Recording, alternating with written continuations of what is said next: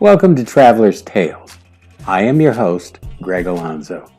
Today I will be your guide through history as we take a look at your questions and comments about the monsters and demons from Greek mythology.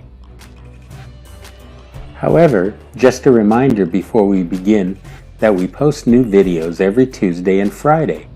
Please don't forget to hit the little bell icon to be notified each time we post new videos. Our first question is from Inger. She wants to know how much of these tales and religion actually affected ancient peoples. Inger, that's a very good question. I believe that religion played a vital role in the lives of the ancients.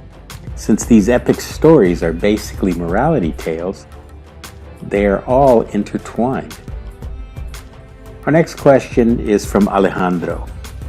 He wants to know what actual animals influenced the descriptions of the Cetus, the Kraken, and the Chimera. Well, Alejandro, who really knows?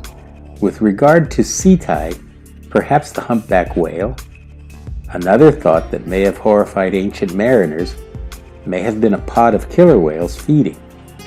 Let's face it, out in the sea for a lengthy while, our imaginations can run wild. I think with the description of the Kraken, it is somewhat more evident that the Norse seamen had come in contact with giant squids. With regard to the Chimera, who knows? Perhaps the author's deepest fears, maybe even a nightmare. The ancients placed a lot of stock in interpreting dreams. Next we have a question from Cindy. She asked, did people really believe that creatures like the Gorgons existed? Cindy, keep in mind that these were morality tales. Medusa was punished for having sex in a temple of Athena with Poseidon. I also believe that punishing women like Medusa by taking away their beauty and turning them into horrific creatures is an attempt to discourage vanity and conceit. Moving right along, our next question is actually a comment from Jerry. He goes on to say that his favorite of the Greek heroes is Heracles. This is not just because of his superhuman strength, but because, like us, he is flawed. Jerry, very true. I think there are a couple of prevalent features that are distinctive of the Greek heroes. Not only are they flawed, they more oftentimes than not resolve the problem through their intelligence. Brains over brawn, if you will. For example, Heracles understands that the only way to kill the Hydra is to stop the heads from regrowing. He does this by immediately cauterizing their open wounds. With regard to Bellerophon, he realizes that he alone cannot defeat the Chimera.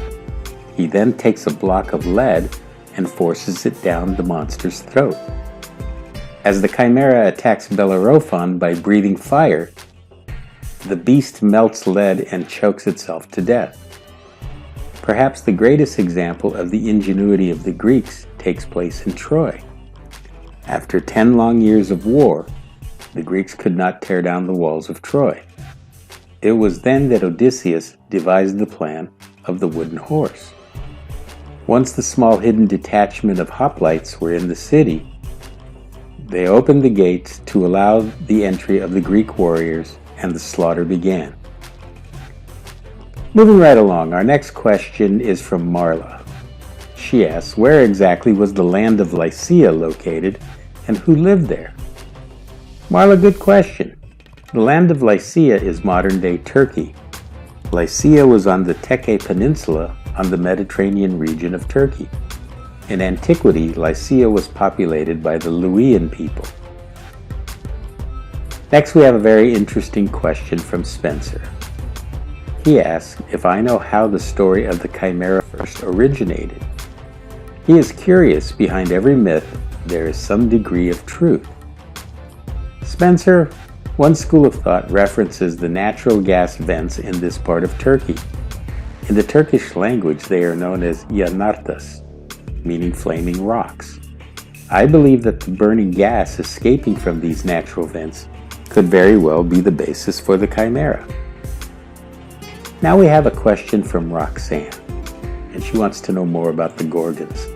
She asked, what is the symbolism behind snakes for hair? Roxanne, snakes are often used to symbolize a connection to the underworld.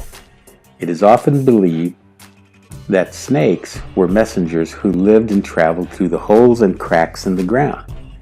Since snakes had lidless eyes that did not blink, these alien facial features were thought of as transformation. The Gorgons were creatures in transition and believed to be hybrid women. Let's continue with a question from Ihor. He wants to know why Heracles was punished with 12 labors and by whom. Well, Ihor, Hera, the wife of Zeus, was jealous of Heracles because he was Zeus's bastard son. Hera then went on to inflict Heracles with madness, and this madness drove him to kill his wife Megara and their children. Heracles then prayed to the god Apollo for guidance. Apollo understood that Heracles had been bewitched, and to atone for his crimes, he was sentenced to servitude under Eurystheus, king of the Tyrants. Let me see, now we have a question from Dominic. Dominic wants to know, who was Heracles' arch enemy?